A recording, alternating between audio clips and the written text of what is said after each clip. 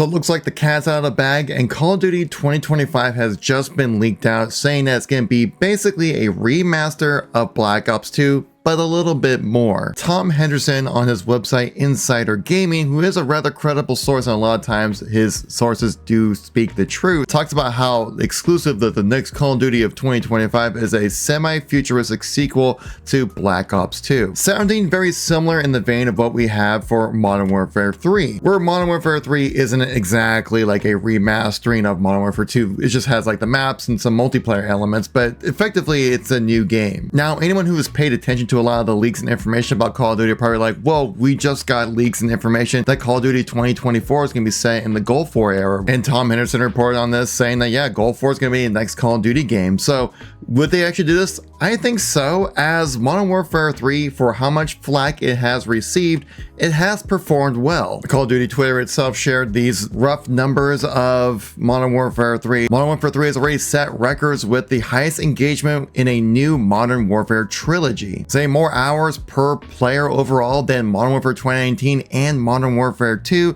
Modern Warfare Zombies is the most engaged third mode that they've ever had within the franchise, and even campaign players put in more time per player in Modern Warfare 3 than the previous 2 installments. If you guys like these informative discussion videos, make sure to tap like, best way to help out the video channel. If you're part of that group of people who are just not subscribed at all to this channel, like 90% of you, well, you know what to do then. So despite all the negative reviews Modern Warfare 3 has received, engagement-wise, statistics-wise, it's still doing well. Call of Duty's not dying anytime soon. So why wouldn't Activision run it back when it comes to having back-to-back Black Ops games? Currently codenamed Saturn, Call of Duty 2025 is slated to release in a very slight futuristic style, very similar to Black Ops 2. This game is supposed to be a direct sequel to Black Ops 2. It's not a remastering or recreation of it, but a follow-up to that game, specifically set around the 2030s, so at the near-time future. But there will be a remaster element to it, much like Modern Warfare 3, as it does seem like they will be bringing back the remastered Black Ops 2 maps into this game,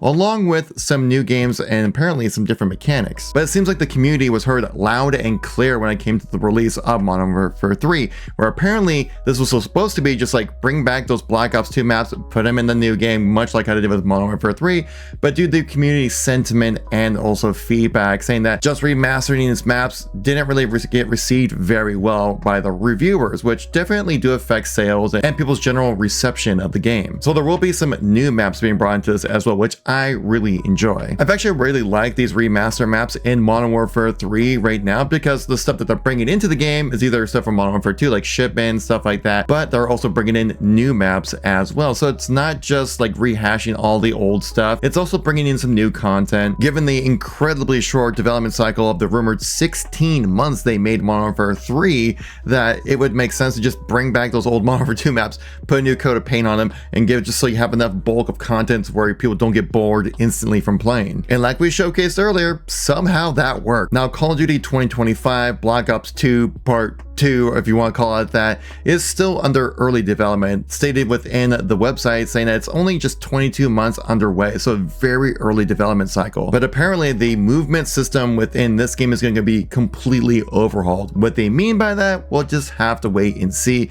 I couldn't imagine them doing too much when it comes to it, maybe just bringing like over the Modern Warfare 3 movement and putting that into this game, because people seem to really like the movement within Modern Warfare 3. Seems to be a nice balance between the cracked out, insanely cracked out stuff that was in 2019 and the underwhelming movement that was in Modern Warfare 2. And the fan favorite pick 10 system for the creative class will be coming back within this, which I think is pretty awesome, being the fact that it's Black Ops 2 Part 2, if you want to call it that. Bringing in the gunfight mode, so we probably should have some new maps there. And the big thing for a lot of you zombie guys, round-based zombies coming back with this one as well. I'm assuming probably with some remastered maps mixed in with that as well. I've actually kind of enjoyed Modern Warfare 3's version of zombies. I like the take on the whole open world thing. It's a new thing, just try it out, mix it up a little bit. I would say for the reviews on the sentiment around the community when it comes to the open world zombies, that it's been rather mixed, where the Classic fans, not fans of it at all. People who are not fans of zombies trying it out actually have really been enjoying it. I'm kind of in the middle. It feels like a lot of the quests are kind of like fetch questy and just not really that interesting to play, though it is a great way to rank up your weapons. It's also a perfect mode to just have a chill experience playing this, because I'm definitely not replaying that campaign from Modern Warfare 3 because, well, I think we all know why,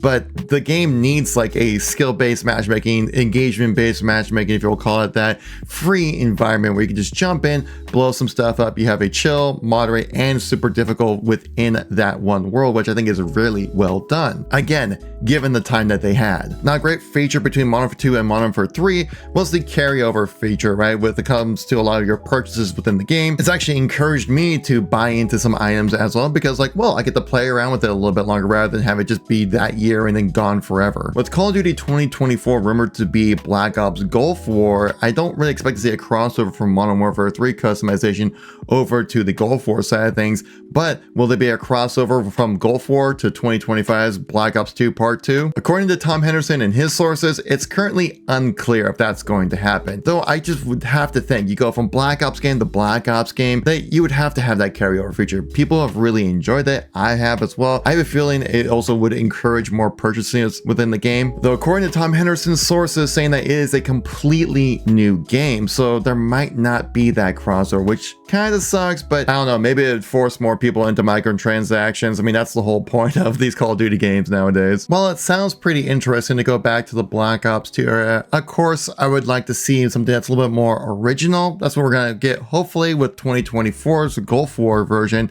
But also with Black Ops 2, this might be a really unpopular opinion from me, but it was actually the game that made me stop playing Call of Duty. I think a little bit of COD fatigue also have played a factor within this whole thing, but that game, though it was fun and an improvement, it's where I really started to notice, like, you know what? I don't know if Call of Duty is a game for me anymore. Every game seems to have its weird, cheesy element for people to get cheap kills, and it's always something there that needs to get fixed, or something that's always buggy that will hopefully get improved the next game, but the next game has its own issues as well. I remember I completely dropped playing Call of Duty during the Black Ops 2 era, and I switched over to Battlefield because I was having more fun with that. But ever since the change in Modern Warfare 2019 to go with a more classic Call of Duty style, I guess is the way to put it, I've really been enjoying the series a lot. Now I just skipped Vanguard because, well, because I don't care for World War II and the stuff that they were doing in that game. But going to the Gulf War sounds really interesting, and I would like to have a second chance with Black Ops 2 in a modern era to see if I really did enjoy it or if it was just COD fatigue that got in the way. I know a lot of people look at Black Ops 2 as the GOAT, right? But it certainly had its flaws as well. Does anyone remember the Worm Squirm? If you guys remember this, some of you might be too young to remember this, but this YouTuber named of The Worm created this technique where he planted basically a riot shield down, sat in the room with a shotgun with the heat waves and also a machine gun streak as well,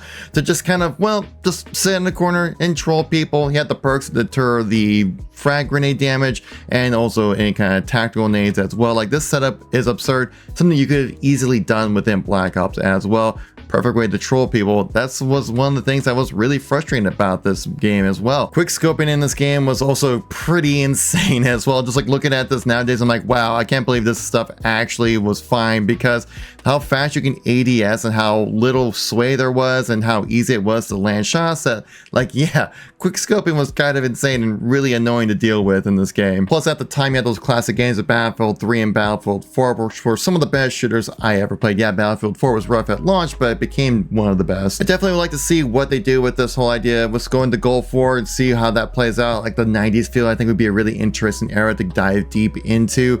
But Black Ops 2 Part 2 should be kind of interesting, and we'll see what any kind of other information comes from it as well. Now, if you want to know about the loot cave that's currently within Urzikstan on Warzone 3, well, check out this video right here. Thank you all for watching. Really appreciate it. Catch you on the next one.